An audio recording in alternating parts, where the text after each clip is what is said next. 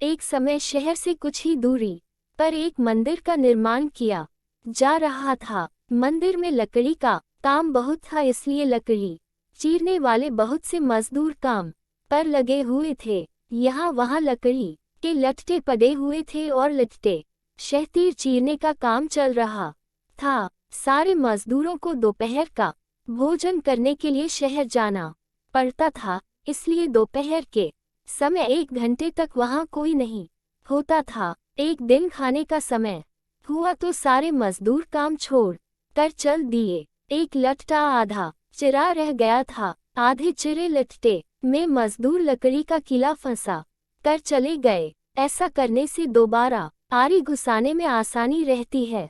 तभी वहां बंदरों का एक दल उछा लता कूदता आया। उनमें एक शरारती बंदर भी था जो बिना मतलब चीजों से छेड़छाड़ करता रहता था। पंगे लेना उसकी आदत थी। बंदरों के सरदार ने सबको वहां पड़ी चीजों से छेड़छाड़ न करने का आदेश दिया। सारे बंदर पेड़ों की ओर चल दिए, पर वह शैतान बंदर सबकी नजर बचा कर पीछे रह गया और लगा रंगे बाजी करने। उसकी नजर अधरे लट्टे पर पड़ी। बस वह उसी पर पिल पड़ा और बीच में अड़ाए गए कीले को देखने लगा। फिर उसने पास पड़ी आरी को देखा, उसे कर लकड़ी पर रगड़ने लगा।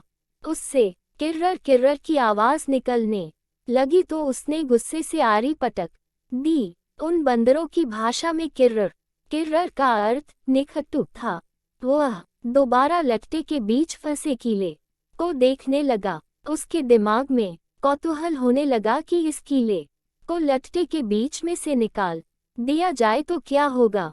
अब वह कीले को पकड़कर उसे बाहर निकालने के लिए जोर आजमाइश करने लगा। लट्टे के बीच फंसाया गया कीला तो 2 पाटों के बीच बहुत मजबूती से जकड़ा गया होता है, क्योंकि लट्टे के 2 पाट बहुत मजबूत स्प्रिंग वाले क्लिप की तरह उसे दबाए रहते हैं। बंदर खूब जोर लगाकर उसे ही लाने की कोशिश करने लगा। कीला जोर लगाने पर हिलने व खिसकने लगा तो बंदर अपनी शक्ति पर खुश हो गया। वह और जोर से खौं खौं करता कीला सर काने लगा। इस धींगा मुश्ती के बीच बंदर की पूंछ 2 पाटों के बीच आ गई थी, जिसका उसे पता ही नहीं लगा। उसने उत्साहित होकर एक जोरदार झटका मारा और जैसे ही कीला बाहर खींचा, लट्टे के 2 चिरे भाग फटाक से क्लिप की तरह जुड़ गए और बीच में फंस गई बंदर की पूंछ। बंदर चिल्ला उठा। तभी मजदूर वहां लौटे। उन्हें देखते ही बंदर ने भागने के लिए जोर लगाया तो उसकी पूंछ टूट गई। वह चीखता हुआ टूटी पूंछ लेकर भागा। कहानी सुना कर तक बोला, इसीलिए कहता हूँ कि जिस काम से कोई अर्थ न सिद्ध होता हो उसे नहीं करना चाहिए। व्यर्थ का काम करने से जान भी जा सकती है।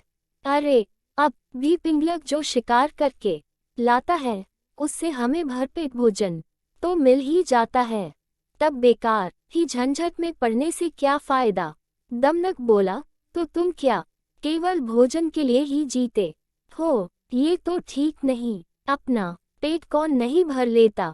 जीना तो उसका ही उचित है जिसके जीने से और भी अनेक लोगों का जीवन चलता हो। दूसरी बात ये कि शक्ति होते हुए भी जो उसका उपयोग नहीं करता और उसे यूं ही नष्ट होने देता है, उसे भी अंत में अपमान होना पड़ता है। करटक ने कहा, लेकिन हम दोनों तो ऐसे भी मंत्री पद से च्युत हैं, फिर राजा के बारे में ये सब जानने की चेष्टा करने से क्या लाभ? ऐसी हालत में तो राजा से कुछ कहना भी अपनी हंसी उड़वाना ही होगा। व्यक्ति को अपनी वाणी का उपयोग भी वही करना चाहिए जहां उसके प्रयोग से किसी का कुछ लाभ हो। भाई तुम ठीक नहीं समझते। राजा से दूर रहकर तो रही सही इज्जत भी गंवा देंगे हम। जो राजा के समीप रहता है उसी पर राजा की निगाह भी रहती है और राजा के पास होने से ही व्यक्ति असाधारण हो जाता है। करटक ने पूछा, तुम आखिर करना क्या चाहते हो? हमारा स्वामी पिंगलक आज भयभीत है। दमनक बोला, उसके सारे सहचर भी डरे डरे से हैं। मैं उनके भय का कारण जानना चाहता हूँ। तुम्हें कैसे पता कि वे डरे हुए हैं? लो, ये भी कोई मुश्किल है। पिंगलक के हाव भाव, चाल ढाल, उसकी बातचीत, आंखों और चेहरे से ही स्पष्ट जान पड़ता है कि वह भयभीत है।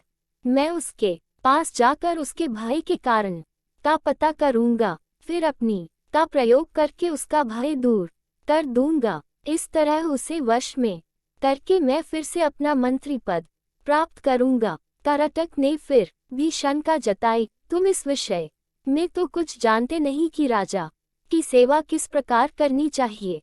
ऐसी स्थिति में उसे वश में कैसे कर लोगे? दमनक बोला, राज सेवा के बारे में मैं नहीं जानता। ये तुम कैसे कह सकते हो? बचपन में पिता के साथ रहकर मैंने सेवा धर्म तथा राजनीति के विषय में जो कुछ भी सुना, सब अच्छी तरह सीख लिया है।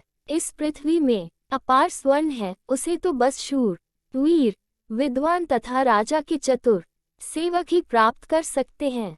करटक को फिर भी विश्वास नहीं आ रहा था। उसने कहा, मुझे ये बताओ कि तुम पिंगलिक के पास जाकर कहोगे क्या?